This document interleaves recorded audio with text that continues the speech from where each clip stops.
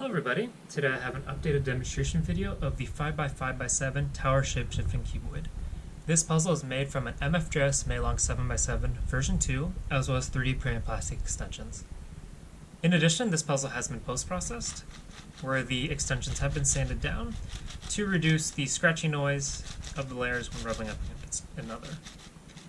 And the result is a puzzle that sounds pretty similar to an unmodified 7x7. And it should be noted that the Meilong 7x7 version 2s are only offered in stickerless, so the inner stickerless colors can seep through a bit, especially when conducting incomplete turns.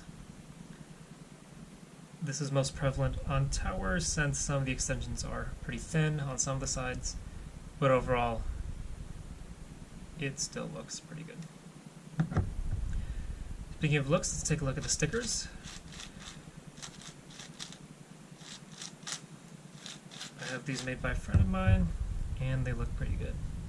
These are just standard shades.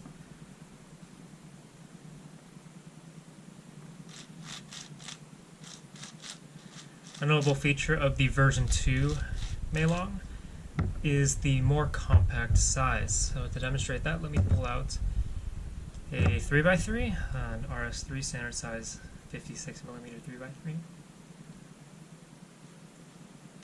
Well, I don't quite know what's standard anymore. It used to be 57mm. And it's only slightly larger on the 5x5 axes. Speaking of 5x5, here is a 5x5. Moyu Chuang 5x5. And it is not much bigger than it. It's just taller and not significantly wider. And the compact puzzle is a lot easier to handle. To demonstrate that, let me just go ahead and demonstrate a few algorithms. Let's do a T-perm just because. There we go.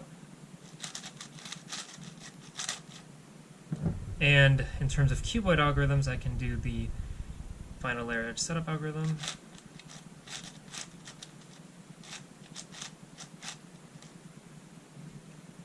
Which actually, incidentally, is essentially a T-perm right now.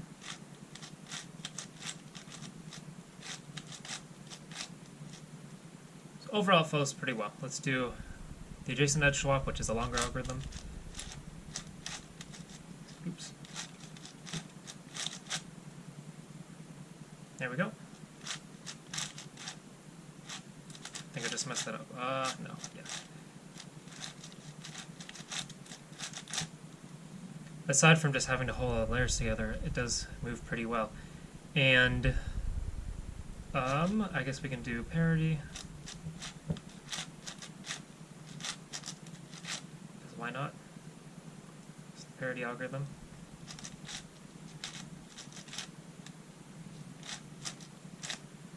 I almost messed it up, but there we go.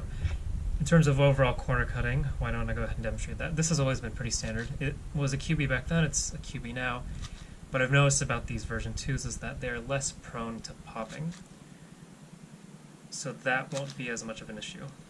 Reverse corner cutting is, again, pretty minimal. Technically possible, but I don't advertise that.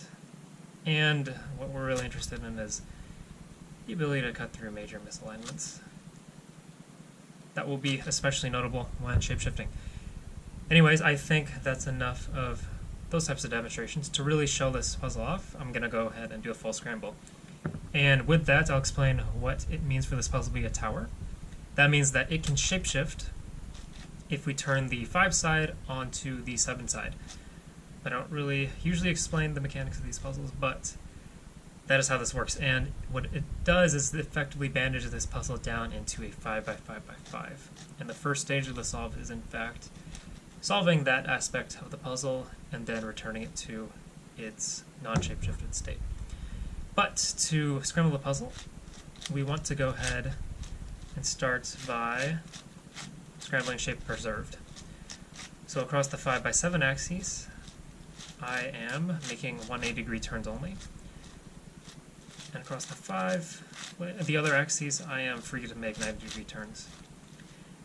And what this does is that it ensures that we break up any connected edge corner pieces, since when the puzzle is bandaged, they'll be stuck together. And if we did not do this step, where we scramble shape reserved, the overall solving experience will be significantly easier. And hopefully this also gives a good idea of what the turning quality is like.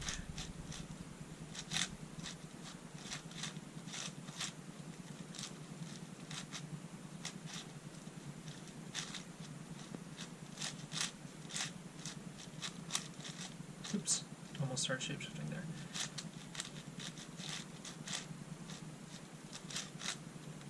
Alright, I'm going to call that sufficient.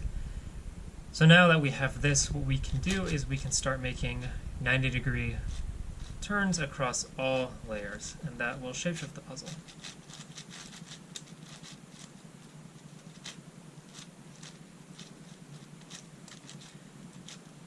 And now the puzzle is bandaged. So certain pieces, this corner and this edge, are bandaged together. They're not currently separable. During the scramble, certain layers may arbitrarily unbandage, but overall, this is effectively bandaged down to a 5x5.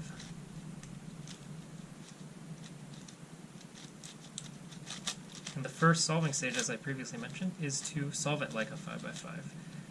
Oops, just got a lockup there. That doesn't usually happen, but as I said, this puzzle is a little bit more resilient to pops, so I can just turn that back out.